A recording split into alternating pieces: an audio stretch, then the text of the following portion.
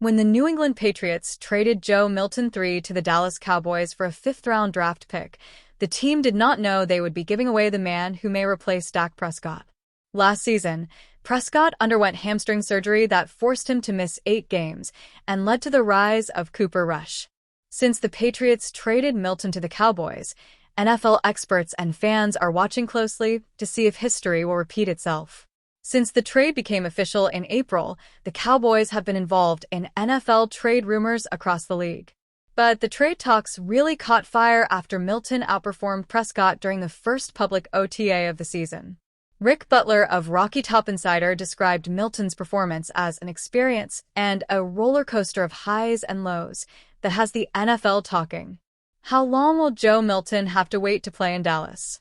Now, Milton is waiting in the wings to replace Cowboys QB Dak Prescott, while others are vocal about giving him a chance. Prescott expressed his support and stated that he just wants to win a Super Bowl. Milton also seems excited to play with Dak and described him as a great person. Unfortunately, there can be only one starting quarterback for the Dallas Cowboys. Joe Milton is adamant about winning the position, and Prescott is coming off a significant hamstring injury.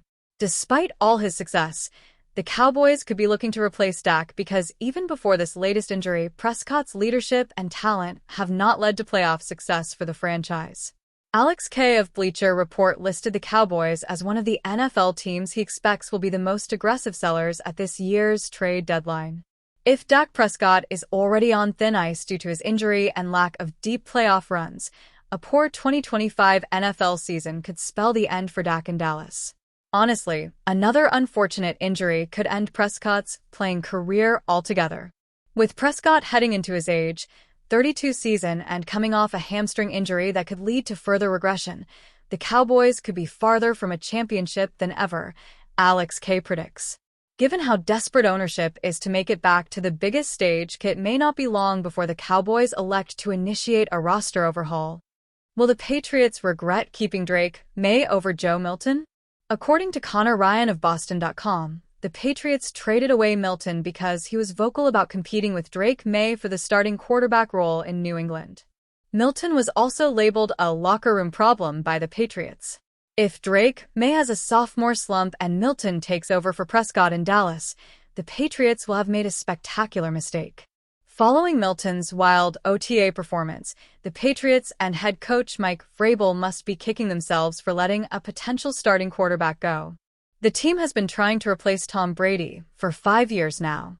If the Patriots just gave away their franchise quarterback to the Cowboys for a fifth-round pick, that would be one of the all-time mistakes in NFL history.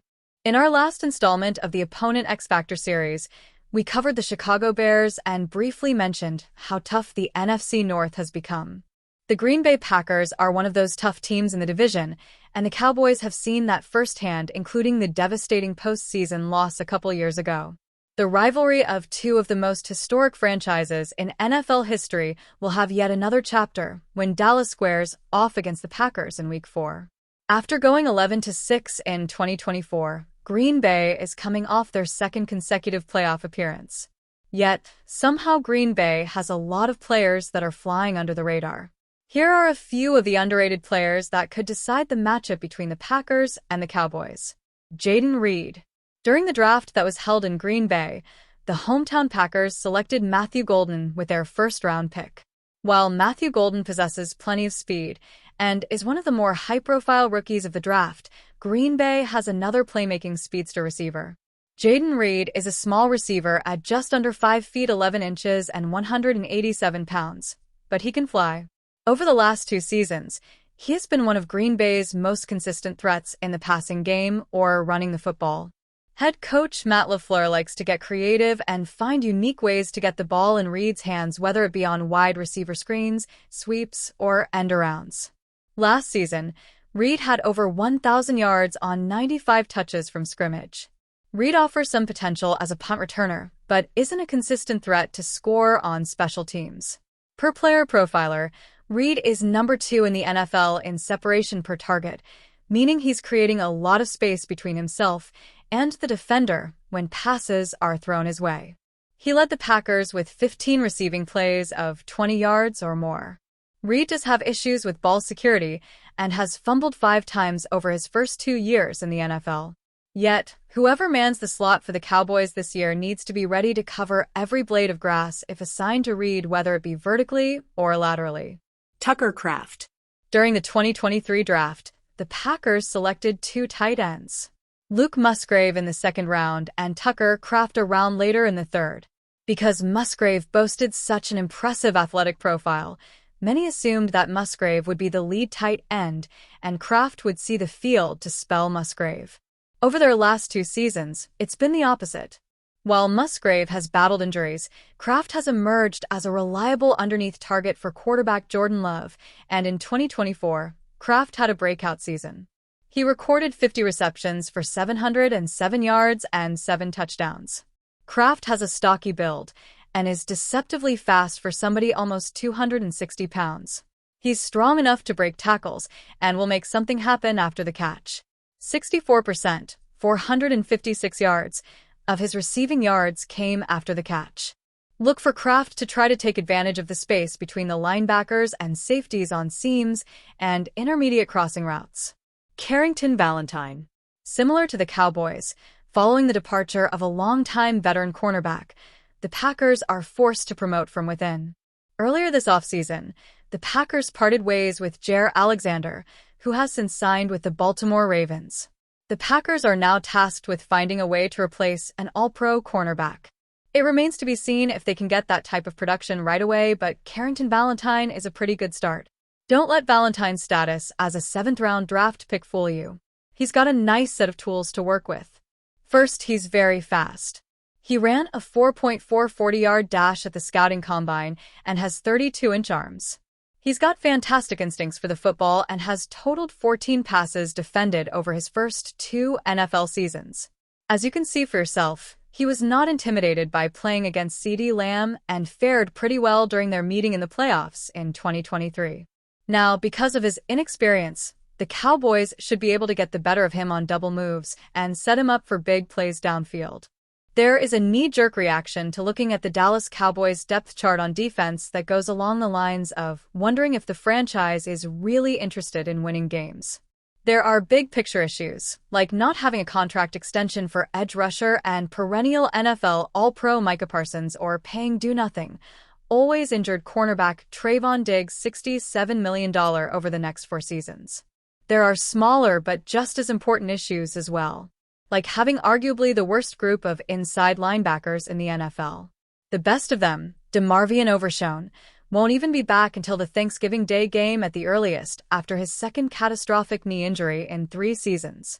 Still, there are solutions to be had, like going out and getting the best free agent inside linebacker still available with veteran Kazir White, who started 17 games and had 137 tackles for the Arizona Cardinals in 2024 and would be a major upgrade at the position.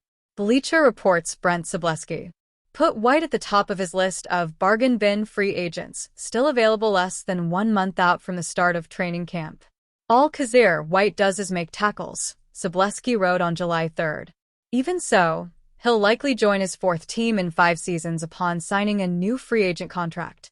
In White's last 4 seasons between the Los Angeles Chargers, Philadelphia Eagles, and Arizona Cardinals, he has averaged 120 tackles, including 110 or more during 3 of those years. White switched positions to full-time LB in NFL. The Chargers selected White in the 4th round, number 119 overall, of the 2018 NFL Draft and moved him to linebacker during rookie minicamp. White earned a starting spot for the Chargers as a rookie, but only played in 3 games before a knee injury. He had a breakthrough season in 2021 with 144 tackles, 2 interceptions, 2 forced fumbles, and 7 TFL, while starting all 17 games. White spent 2022 with the Eagles on a 1-year, $3 million contract, playing all 17 games with 8 starts and 110 tackles while helping Philadelphia make it to the Super Bowl. White signed a 2-year, $10 million contract with the Cardinals in March 2023 and had 90 tackles in 11 games in 2023 before a torn biceps tendon sidelined him for the final 6 games of the season. Cowboys criticized for free agent LB signing.